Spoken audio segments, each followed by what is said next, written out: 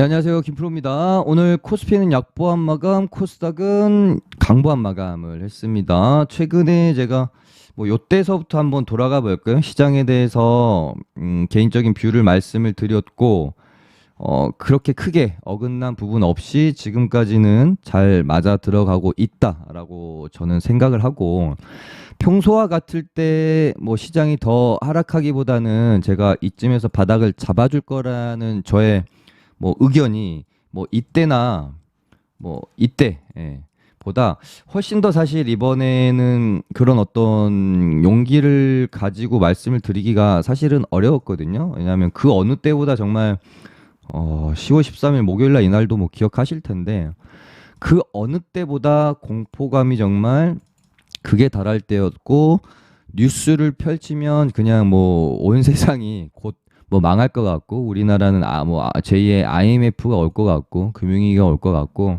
이렇게 이제 떠들어냈지만 여기서 결국은 이제 저점을 좀 잡아냈죠. 제가 정말 최고 마지노선을 제가 코스닥 650포인트라고 한번 말씀을 드린 적도 있었는데 정확히 650포인트를 지지받고 일단은 시장이 조금씩 안정을 찾아가고 있는 상황입니다. 그리고 그런 가운데서 바닥을 잡아가는 어떤 그림까지 제가 그려 좀 드렸었는데 연초에는 쓰리바닥으로 잡았고 6월 달에는 쌍바닥으로 잡았고요. 요번에도 쌍바닥으로 잡아주길 이렇게 이제 기대를 했었지만 한 번 더 떨구는 바람에 이렇게 되면은 이렇게 이제 역 헤드앤숄더의 모양으로 바닥을 잡을 가능성이 크다라고 제가 요때부터 말씀을 좀 드렸죠. 그리고 역 헤드앤숄더로 이렇게 이제 방향을 잡고 나면 이 코스닥 기준으로는 705포인트이자 여기 6월에 만들어놨던 전 저점이기도 하죠. 이 저점을 하향 돌파하면서 깨니까 이제 저항이 되는 거거든요. 여기를 돌파하기 위한 진통 구간이 아마 이번 주 내내 진행이 될 것이다.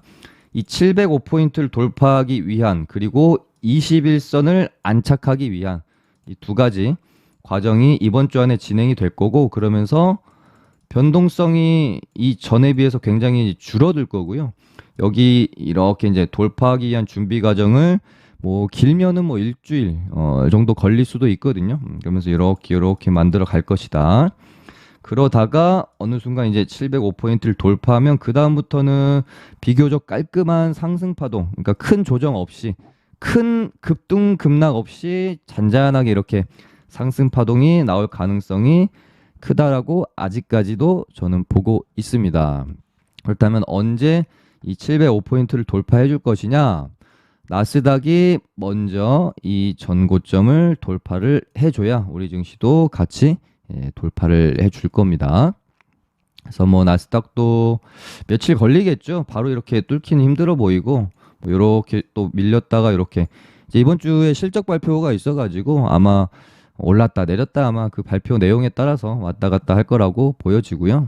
그러고 나서 이제 뭐 돌파를 하게 되고 좀 그래도 비교적 깔끔한 상승이 나올 거라고 보여지는 가운데 11월 달에 있을 이벤트 중에 뭐 FMC 회의 같은 경우는 시장을 다시 한번 출렁거리게 만들 만한 이벤트는 저는 아니라고 보고 있어요. 더 이상 금리 인상 때문에 시장이 조금 뭐 출렁일 수는 있어도 갑자기 뭐 다시 투매가 나온다든지 그러긴 저는 힘들다라고 보고 있고 최근에 연준의 스탠스도 너무 최근에 금리 인상 속도가 과격하지 않았나 그래서 조금 이제 스무스하게 스탠스를 바꿔간다라는 뭐 모습들을 보이고 있기 때문에 그런 부분이 지금 또 미국 증시의 상승 모멘텀이지 않겠습니까? 그래서 요거는 좀 아니라고 보고 그 다음에 있을 미국 중간 선거는 역사적으로 시장을 조금 투심을 개선시키는 이벤트이지 뭐 악화시키는 내용은 거의 없다라고 보시면 되는 거거든요. 미국 중간 선거 이후로 미국 시장의 상승률 확률이 굉장히 높습니다. 그래서 요것도 시장을 뭐 흔들 만한 이벤트는 아니고 딱 하나 이제 있죠. 13일 CPI 물가지수 발표 이것만 잘 넘기면 그 다음 이제 뭐 연말까지는 그래도 지금까지 우리가 고통을 많이 받아왔던 만큼 괜찮은 분위기가 좀 뭐 엄청 그렇게 좋진 않더라도 나쁘지 않은 분위기는 연출될 수 있지 않을까 그렇게 생각을 하면서 이번 주에 이 진통 여기를 돌파하기 위한 21선을 안착하기 위한 진통의 구간만 잘 견뎌내시면 그다음부터는 조금 그래도 1년간 너무 힘들었잖아요. 그래도 한두 달 정도는 해볼 만한 장이 좀 펼쳐질 수 있기를 좀 고대하고 있는 가운데, 야, 어느 때보다도 이번에 제가 우리 시청자분들한테 용기를 주면서 바닥을 웬만하면 좀 잡아가는 과정이 나타날 거라고 말씀드렸고, 거의 이렇게 이제 패턴까지 맞춰드렸는데, 생각보다 호응이 좀 적다. 예. 여러분의 이제 댓글 많이 달아주시고 좋아요 많이 눌러주셔야 저도 더 힘내서 힘들어서 피곤해서 쉬고 싶을 때도 켜서 방송을 하고 그럴 수 있다라고 생각을 합니다. 네, 지금 시장은 진통 구간을 겪으면서 변동성이 좀 줄어들고 위아래로 이렇게 왔다 갔다 하면서 외국인도 엄청나게 흔들어대죠. 그러다 보니까 방향성을 못 잡고 있고, 이제 뭐 테마도 부족한 상황이고, 바닥권에서 이제 섹터 종목들도 어느 정도 주도 섹터 애들은 반등이 나온 상황이고, 그러다 보니까 이제 바닥권에 있었던 애들만 그냥 간헐적으로 슈팅이 나오면서 튀어오르는 그런 장이죠. 그러다 보니까 재미가 없습니다. 테마도 불황. 거기다가 이제 뭐 섹터 종목들도 이제 뭐 바닥권에서 그냥 반등이 나오는 정도다 보니까 시장이 굉장히 재미가 없어요. 그러다 보니 이렇게 이제 또 돈이 갈 곳을 잃었을 때 꼭 튀어주는 애들이 있잖아요.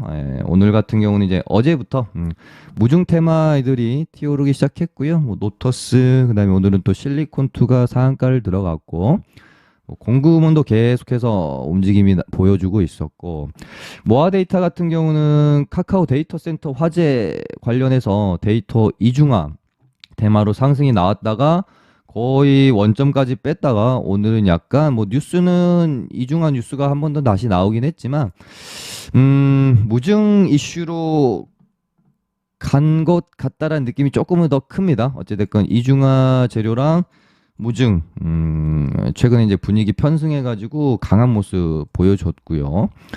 그다음에 뭐 우양, 뭐 지오 엘리먼트, 라이온 캡텍 이런 애들도 이제 무증 관련주로서 바닥권에서 좀 반등이 나오고 있는데, 얘네들은 뭐 접근할 만한 정도는 아닌 것 같고, 근데 이제 지오 엘리먼트는 야 차트가 너무 예뻐가지고 누가 봐도 이거는 너무 차트가 예쁘다라고 생각할 만하긴 하죠. 근데 일단 조금 더 뭐 차트 예쁘다고 무조건 가면은 주식으로 돈 못 벌 사람이 없겠죠.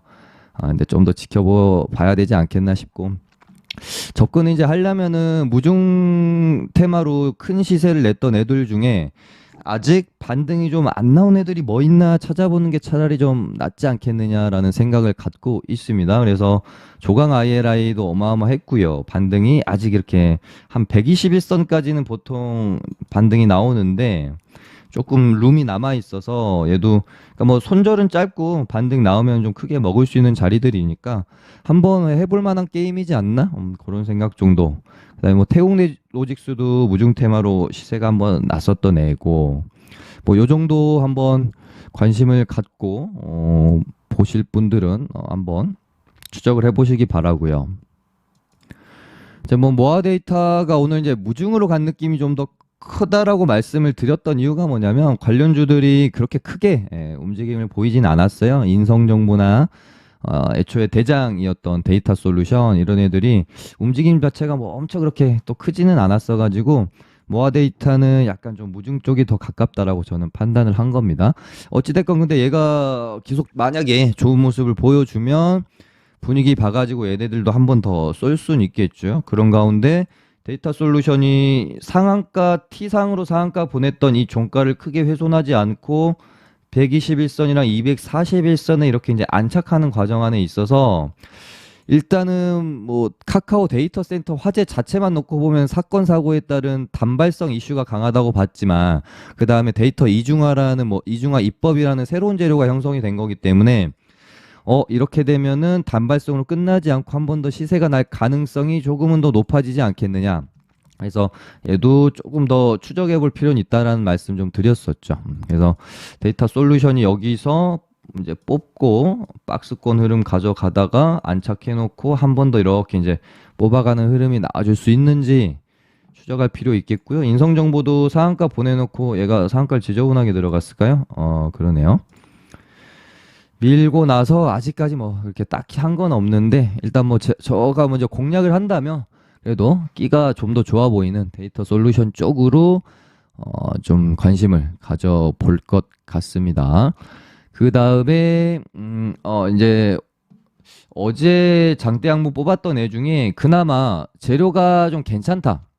뭐 엄청 그렇게 A급까지는 아니지만 그래도 한 B급 정도는 줄 수 있지 않을까라고 생각했던 게 일단 이제 삼성에서 전장 사업 관련해서 신사업을 꾸리기 위한 조금 더 이제 이쪽 그러니까 전장 사업 뭐 옛날 말로 하면은 뭐 TF팀 같은 개념으로 뭐 이제 이재용 부회장이 언급이 좀 나오면서 오디텍 뭐 나레나노텍 이런 애들이 좀 일단은 반등이 좀 나왔고 오디텍도 보시면은 그러니까 요즘 트렌드가 굳이 막 상한가를 보내지 않고 일부러 뭐 약하게 들어갔다가 그 다음에 그냥 추세로 올린다든지 또 이런 트렌드가 많기 때문에 얘는 121선 올라타고 한 241선 여기까지는 한번 슈팅 나올 수 있겠다라는 생각이 있습니다. 재료가 나쁘지 않아서 얘도 일단 보고 있고요.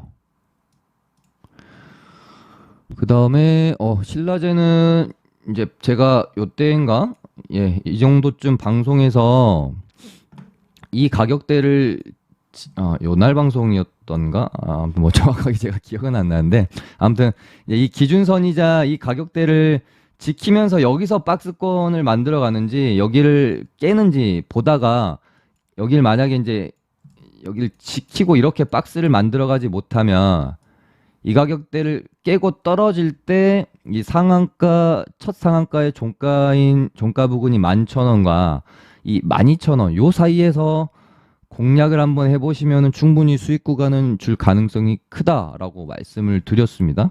그리고 나서 이렇게 반등 나왔다. 이제 죽는데 요날도 방송 다시 했던 것 같고 이제 얘기 중요하죠. 여기를 깨게 되면은 아마 약간 이제 어설픈 투매가 아니라 살짝 큰 투매를 이렇게 이제 노려봐야 되는 자리거든요. 워낙 많이 올랐기 때문에. 그러고 나서 어제 제가 말씀드렸던 12,000원부터 11,000원까지의 어떤 타점을 정확히 주고 오늘 이렇게 이제 큰 엊그제였군요. 네. 이틀간에 걸쳐서 큰 반등이 일단은 나왔어요.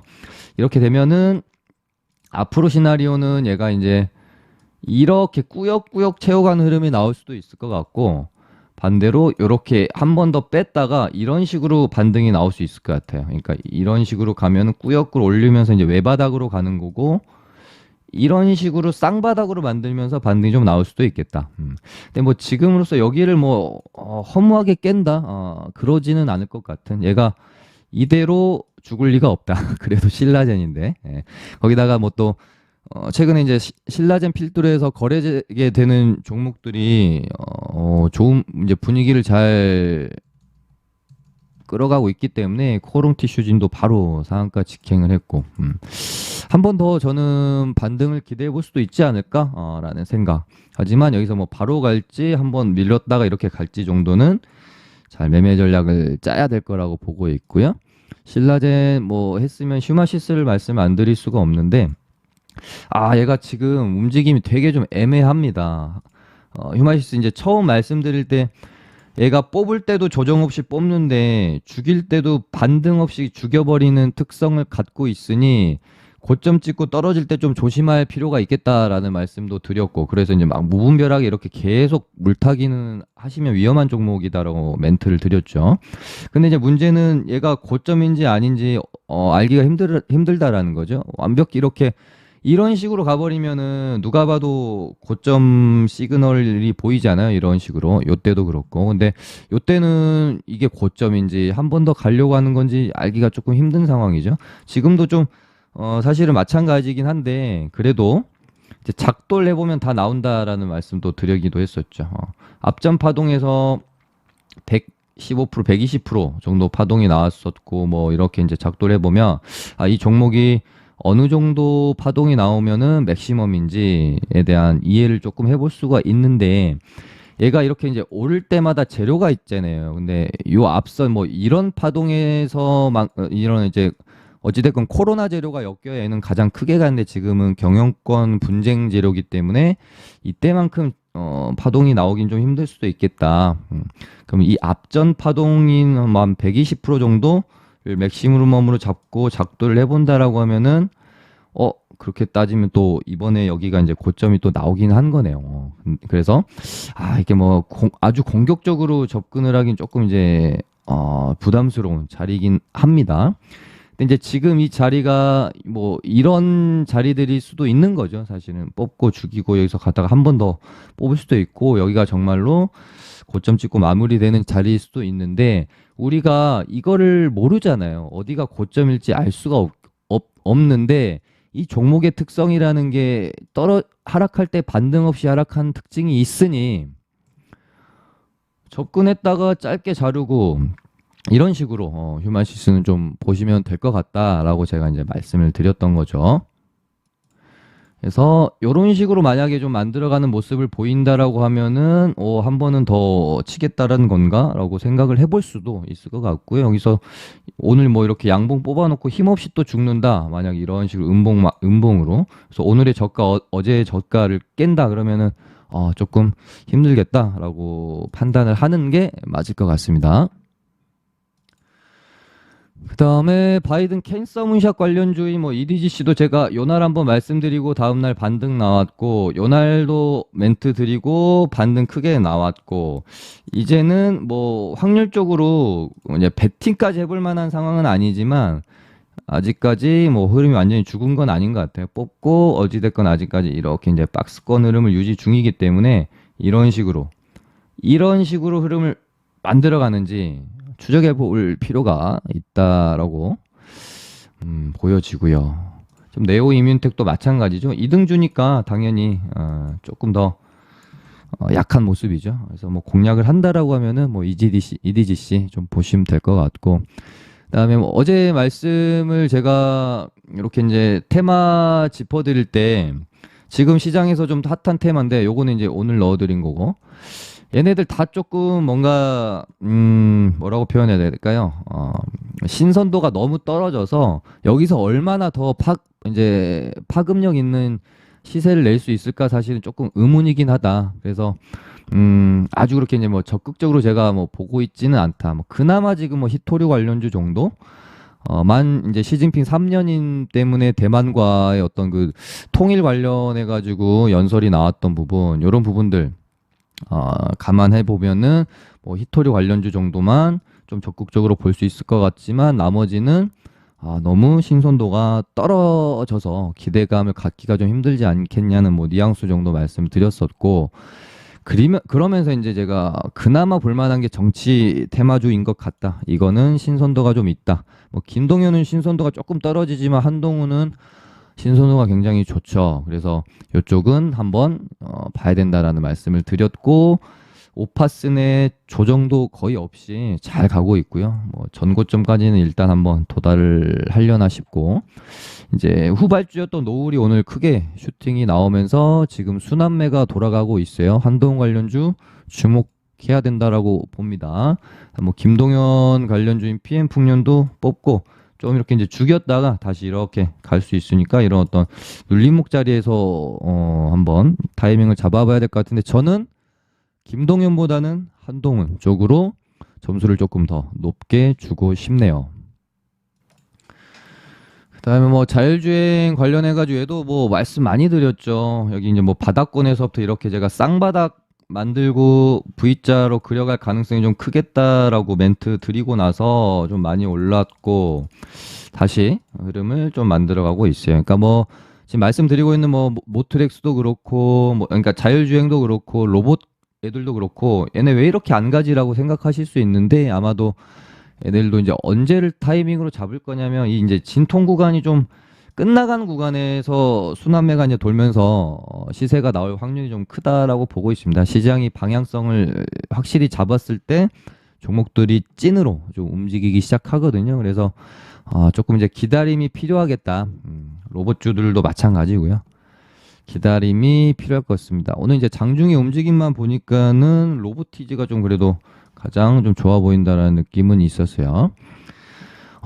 그 다음에 이제 어제 엊그제 멘트를 좀 못 드렸나 싶은데 신재생 애들도 제가 이제 보고 있는데 이거는 제가 저저번 주 해가지고도 말씀을 드렸던 부분인데 이 태조 이방원 그러니까 시장이 만약에 여기서 잡고 바닥을 잡고 파동이 만약에 나오잖아요. 그러면은 항상 이 시장이 상승 파동이 한마디 이렇게 나올 때마다 이 상승을 주도하는 테마 혹은 섹터가 존재를 하게 되거든요. 요때 뭐 이때 항상 그랬잖아요.